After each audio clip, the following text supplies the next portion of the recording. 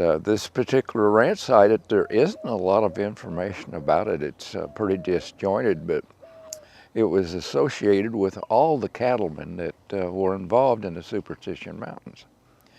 Matt Caveness was the very first one to come in there in 1875, but Frazer sold it to Clemens Cattle Company in 1909, and they patented it in 1919.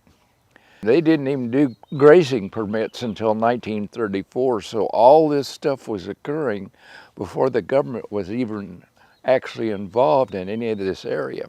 These cattle would be over in this Tortilla Ranch area grazing. To me, Tortilla Ranch was really interesting because we went up that way, had to go past it to get to the George Miller Lost Dutchman Mine. And I gotta say, I went past that entrance to that area hundreds of times. My wilderness guide said, turn right here. I go, that's just a little parking pole out right there. He goes, oh no, it's not. And we proceeded to pull off, and then there is a treacherous road, four-wheel road getting up out of there, going up the side of that mountain. And once you get back in there, it's not so bad, but it's tough. But I gotta tell you, once we got over the ridge and opened up that gate and saw the Tortilla Ranch area, Dismal Valley, all that, it was kind of cool. Well, I think the thing that makes that such a pivotal spot because everything to do with the Superstition Mountains is kind of a small microcosm right there, because there was water there. There's water in that well to this day that goes all the way down. The river that goes past Tortilla Flats runs right through there. The trail into the canyon, Pete's Trail, is right there at the south end of the ranch. And there's the old stone house there that supposedly, was the Lost Dutchman stone cabin, and where that whole pivotal scene happened with the George Miller mine, where the Indian met him there and go over the hill, that's where the mine is. And so, but I also noticed that there was, at the ranch, there's a big river wash going through there. When I went through there, it was completely dry, and all the brush and lush stuff that would be when it was wet was lots of thorns. I mean, you would be deadly to walk around that place. Oh, yeah. But the foundations from the old barn that was there, the foundation from the house that was there, and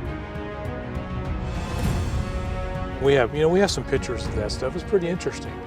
And I guess it was a private piece of property in that Superstition wilderness for a long time until the Forest Service took control of it. That's always been a question in my mind, how these guys went out there and acquired what they acquired. When Frazer sold it to Clemens, he patented it in 1919. How did he buy it from the guy from Frazer? There's no mention of what do you call it, homesteading or anything like that. Yeah. Caveness just went out there and built a house, and wherever his cattle went, that was his range. But he didn't buy it. Yeah, I know the Indians, that was a popular place for Indian tribes before that. Absolutely. There's ruins out there, and it got its name from the military, Dismal Valley. And Tom had told a story about Dismal Valley when he went out there and found some old lead bullets and .58 caliber stuff.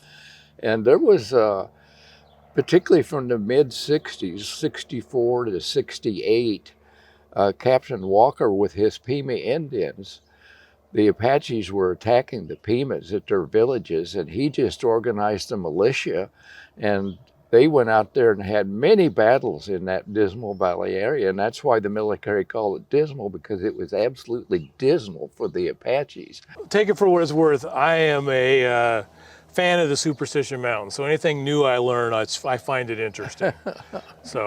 Well, there you pretty much have it. I'll tell you, just a little bit of everything happening there. The Indian Wars, the Lost Dutchmans going into the mountains from that point. Cattle ranching, you name it, it's all happened there. And a ghost stallion.